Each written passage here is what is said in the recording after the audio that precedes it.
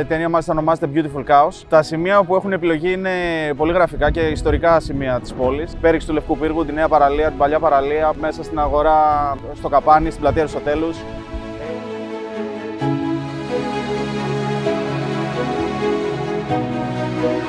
Το Film Office μας βοήθησε πάρα πολύ στην επίτευξη ειδικά των αδειών.